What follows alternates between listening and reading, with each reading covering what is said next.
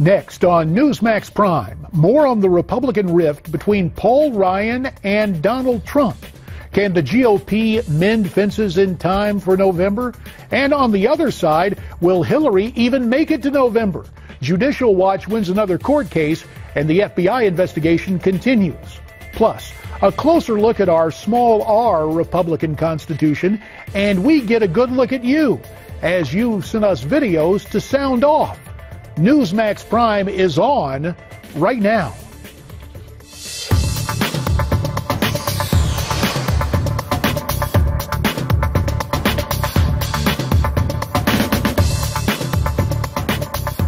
Good evening and welcome to the Friday night edition of Newsmax Prime. I'm J.D. Hayworth. Of prime interest tonight, the continuing Republican rift. Instead of grand old party, will the letters GOP now stand for gutting our party? Miranda Khan has more. JD, Senator Lindsey Graham announced today he won't be voting for Donald Trump or Hillary Clinton, adding his name to a long list of Trump haters. But none of that seems to bother the Donald, who's taken credit for starting a so-called movement that's moved some Republicans away from him and the GOP. I'm just not ready to do that at this point. I'm not there right now. Ryan's refusal to back Trump has galvanized the Republican Party. I actually wish the primaries were not over. It's no fun this way. One group also wishes the primaries weren't over. Ryan, Romney, the Bushes, Bill Kristol, and what remains of the Never Trump movement still can't come to terms with the reality of the race. Nebraska Senator Ben Sasse is still holding out for a third-party candidate. By the way, the Draft Sasse Twitter account has been very active these last couple of days. One GOP member from Ohio told Politico, "My wife would leave me." Another one from Iowa said, "I can't look my kids in the eyes and tell them I voted for a foul-mouthed, lying cheater who bullies people." He made a big mistake today. Ryan's comments have also drawn sharp criticism, however, and raised concerns about possible collateral damage if Ryan and Trump don't come together. He is the Speaker of the House. He has an obligation to unify the party. I think this was a big mistake. I really do. If you have that fight, then the Republicans are in trouble. He sends the wrong signal, and a signal which I think endangers the House Republicans and sure endangers the Senate Republicans. Now, all of this commotion over Ryan not boarding the Trump train has sparked rumors of a possible third-party run, something RNC Chairman Reince Priebus told Politico would almost certainly guarantee a Clinton win. He also believes, however, that he can bring Ryan and Trump together. The two plan to meet sometime next week. Whether or not they can bring the party together, well, that remains to be seen. JD, back to you. Thanks very much, Miranda. It certainly is an interesting situation, evocative of the ancient Chinese curse, "May you live in interesting times." Here to talk all about it, first on the left from Newsmax New York, the esteemed radio and TV commentator Ellis Henican, and here on the anchor desk, the former Chief of Staff to Congressman Walter B. Jones of North Carolina, Glen Downs. Ellis, let me go to you first, because I would imagine you are watching this rift in the Republican Party with a fair amount of glee. Well, it's good for the Dems, that's for sure. When your opponent is, stabbing each other in the back, you usually just should stand by and nod and smile and enjoy it a little bit. So, yeah, that's pretty much what I'm doing. Well, we appreciate your candor, Ellis. Glen Downs, to you. Capitol Hill yesterday, to have a Speaker of the House go on national television and kind of basically say, gee, I'm just not into the nominee of the party. I mean, this is bad. Well, it's not good if you're a Republican, but there's still going to be a chance for things to kind of coalesce a little bit. The Republican insiders in Washington have been behind the curve as it relates to Donald Trump all along here, and they don't want to acknowledge, or have been unwilling or unable to acknowledge, that Trump is a reaction to them. So this is still, there are the various stages of grief, and the last stage is acceptance. So Mr. Ryan is yet to come to that acceptance stage, but he's going to have to accept we're going to have to hang together or hang separately. Yeah, and just one word on policy, Glenn. The way that some conservatives in Washington are trying to dress this up. They're saying, well, Ryan is committed to entitlement reform, and Trump is a little bit skeptical of that. Is this really about entitlement reform? No. Listen, obviously, they're stylistically, they approach things differently.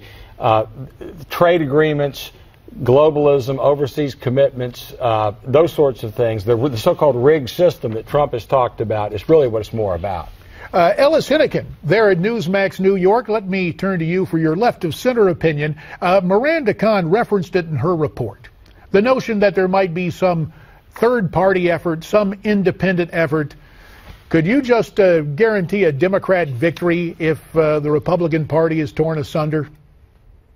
Well, clearly, if there's a strong candidate on the right who's a third party, that's going to hurt the Republican nominee. But I don't think that's going to happen. At least it's not going to happen in a big way. Just because the rules make it so difficult, we're already past some of the deadlines. I don't think that's the thing you guys should worry about. I think what you ought to worry about is what the heck this party is. What does it believe anymore? There's no coherent message. There's no sort of central concepts that the most of the members can gather around. That three-legged stool that you all used to always talk about with the different little factions of the Republican Party, how they all came together. That thing is blown asunder. If someone can figure out what the heck the Republican Party is, it might have a chance to proceed into the future. But I just don't see that right now. Well, you're on to something, Ellis, in this regard. What the grassroots is telling the Washington elite is that the Republican Party is a party of law and order and sovereignty and protecting the border, and the elites don't get that, including Speaker Ryan. Speaking of Speaker Ryan, Newt Gingrich voiced his frustration last night on Fox. Newt said that Ryan's utterance on national television could have far-reaching implications. Let's listen to the former speaker here. And he made a big mistake today, and he needs to understand this. He is the Speaker of the House. He has an obligation to unify the party. He has an obligation to reach out. Obviously, he and Donald Trump are going to have disagreements. Some of them they'll work out. Some of them they won't. That's fine. He sends the wrong signal, and a signal which I think endangers the House Republicans and sure endangers the Senate Republicans. Glenn, there's no way to sugarcoat this. I mean, we can talk about eventual acceptance, but right out of the gate, doing this in such fashion, what on earth could possibly be the motivation? Well, there's a faction there in Washington, or the Wall Street, Washington corridor, that they thought they could thread the needle, that we can do whatever it takes, whether it's Bill Kristol, Paul Ryan, whoever else, to stop Trump and yet still maintain Republican majorities in the House and the Senate. And I think that's just delusional.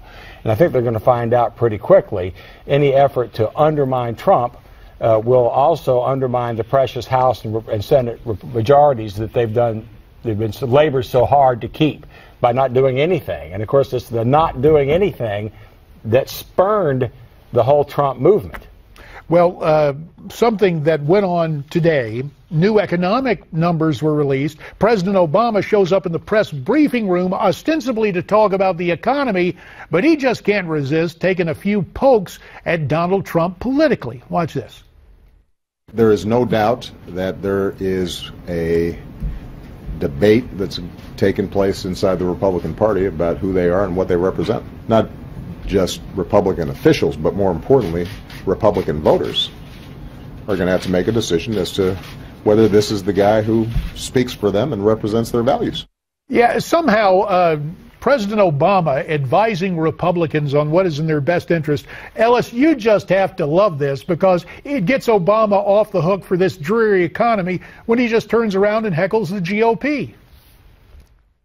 Well, I don't know. I mean, there's certainly a rich target in heckling the GOP. I've had quite a bit of fun with it lately. But by the way, I don't know that I'll buy all your black crepe on the subject of the economy. I mean, it's a whole lot better than it was 8 years ago when Barack Obama came in. You know, the stock market today closed around 17,740. That's the Dow, JD. It was down below 7,000 when he took over. You got to say, that's not a number that you can fake. You got to say, someone out there seems like things are going a whole lot better than they were beforehand when the Republicans were in charge. Can't deny that, can you? No, what I can deny is the fact that you take it. In fact, it chokes me up to think about it. When you take what goes on with the Fed in quantitative easing and you print more money, all designed to prop up the markets, we are heading for a day of reckoning. Well, I'll tell you what. Well, let's just for the sake. Inflation's nothing. Money's no problem. And sure, nobody has jobs. Or maybe if they're lucky, they have 1 or 2 or 3 because they can't get health insurance under Obamacare. But I tell you what, we'll just accept this afternoon, even though Glenn is a trained economist, we'll just accept your notion, Ellis, that the economy is rosy. Here is something that should cause us all concern. A lot better, I said. Okay. Here's something that ain't so good. There's a national security story with major political undertones. President Obama's Deputy National Security Advisor for Strategic Communications, Ben Rhodes, tells the New York Times Magazine that the Iran deal was based on lies. Here's the pull quote. The Obama administration misled Americans about supposed moderates that officials were dealing with in the Iranian theocracy to forge a nuclear proliferation deal, all to make the deal more palatable to the American public. Ellis, why on earth would Ben Rhodes sit down with the New York Times and say this right now? I have no idea. I don't know what his agenda is. He obviously must disagree with some aspect of the policy. Maybe he was part of the group that opposed it. I don't know. Washington's a big place, as you guys know. Lots of opinions there, no doubt about that. Well, Glen Downs, when you hear this, and of course Ben Rhodes also says that the Obama administration runs the media, and since his brother runs CBS News, he may have a point there. But the notion that he would tell the New York Times Sunday magazine that, hey, this was built on lies.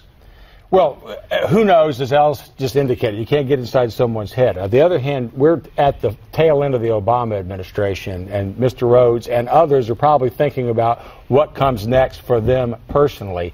And if they want to distance themselves from policies that they think might have potential to be disastrous, now's the time to do it. And who knows, maybe he'll try out... what's the show that Trump used to have? I forgot. The Apprentice. That's right. Maybe he's going to be the Apprentice now to Schwarzenegger. No, I don't mean to make light of this. This is a serious situation about the Iranian deal. Ellis, last word to you, 20 seconds. You still think the Iranian nuclear agreement is a good one? It's a whole lot better than the alternative. You got to have some kind of structure that reels in this stuff. No reason to trust these guys, but I think we're a whole heap better off with it than we would have been without it. Yeah, well, somehow it's not exactly trust but verify. It's you may not trust them, and apparently we're not able to verify it. I will verify this, a very interesting discussion. Glen Downs here on the anchor desk, and our good friend Ellis Henican, who sees things a bit left of center from Newsmax New York. Thank you very much.